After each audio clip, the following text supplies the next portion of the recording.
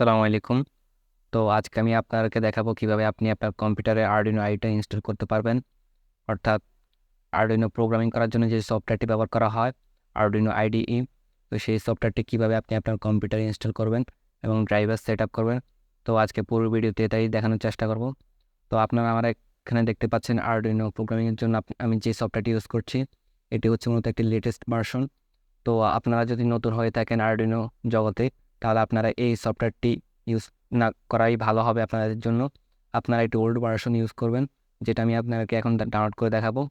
তো এটি অনেক অ্যাডভান্সদের জন্য, যারা আরডুইনো অনেক এক্সপার্ট রয়েছেন তাদের জন্য মূলত এই ভার্সনটি। এটার মধ্যে অনেক অ্যাডভান্স কিছু করা যায়। তো আপনারা যদি নতুন হয়ে থাকেন তাহলে আপনাদের জন্য রিকমেন্ডেড থাকবে আহ, একটি ওল্ড ভার্সন। তো এটি আমি এখন ডাউনলোড করে দেখাচ্ছি। তো প্রথমে আপনারা একটা ব্রাউজার দিয়ে সার্চ করবেন আরডুইনো ডিও download download for old version. তো ওল্ড ভার্সন গিয়ে আপনারা প্রিভিয়াস আপনারা এই প্রথম ওয়েবসাইটটাতে ঢুকে যাবেন। তো এই প্রথম ওয়েবসাইটটির মধ্যে আসার পর তো একটু নেটওয়ার্ক প্রবলেমের কারণে একটু লোডিং হচ্ছে।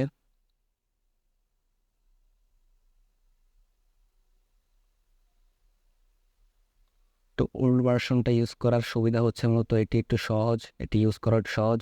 কোডিংয়ের মধ্যে কোনো ভুল হলে এটি সহজভাবে দেখিয়ে দেয় কী কী ভুল হয়েছে, কোথায় ভুল হয়েছে। তো আপনাদের জন্য মূলত রিকমেন্ডেড থাকবে এই ভার্সনটি ইউজ করার। তো আমি আমি যে ভার্সনটি আপনাকে রিকমেন্ডেড করব এটি হচ্ছে 1.8.9। তো আপনারা যদি উইন্ডোজ হয়ে থাকে তাহলে উইন্ডোজ ক্লিক করবেন। তো আমার যেহেতু উইন্ডোজ, তো আমি উইন্ডোজে ক্লিক করছি। তো উইন্ডোজ এই প্রথম অপশনটাতে ক্লিক করবেন, উইন্ডোজ।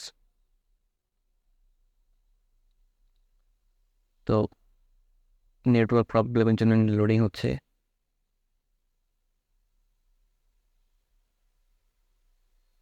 তো এখানে দেখতে পাচ্ছেন এটি ডাউনলোড হওয়া শুরু করে দিয়েছে।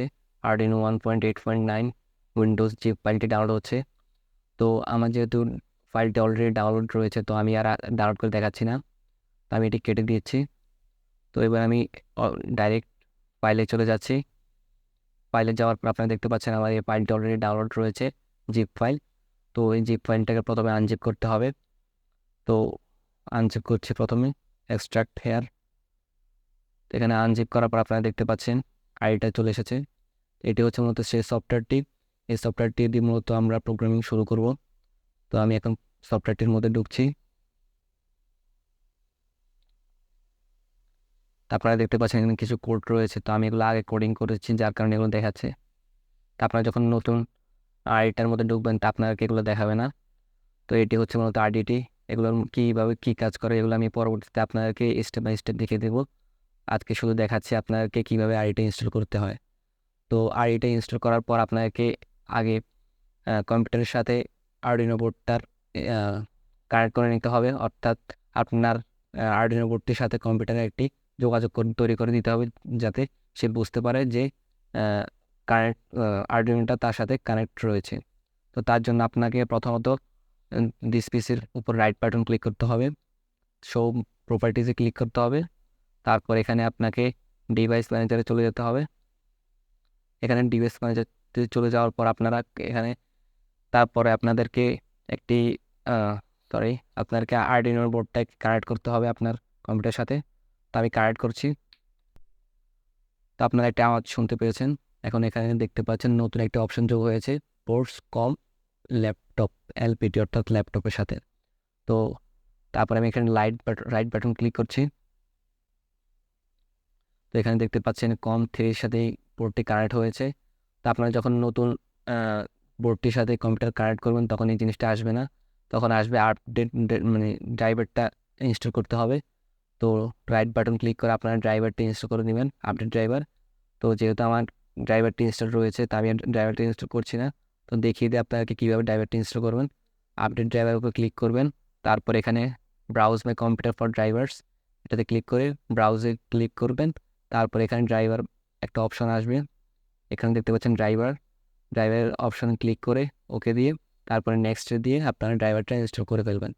তো যেহেতু আমার ড্রাইভারটা ইনস্টল করা রয়েছে তাই আমি ড্রাইভারটা ইনস্টল করছি না। তো ড্রাইভারটা ইনস্টল করার পর আপনাদের সম্পূর্ণ কাজ শেষ।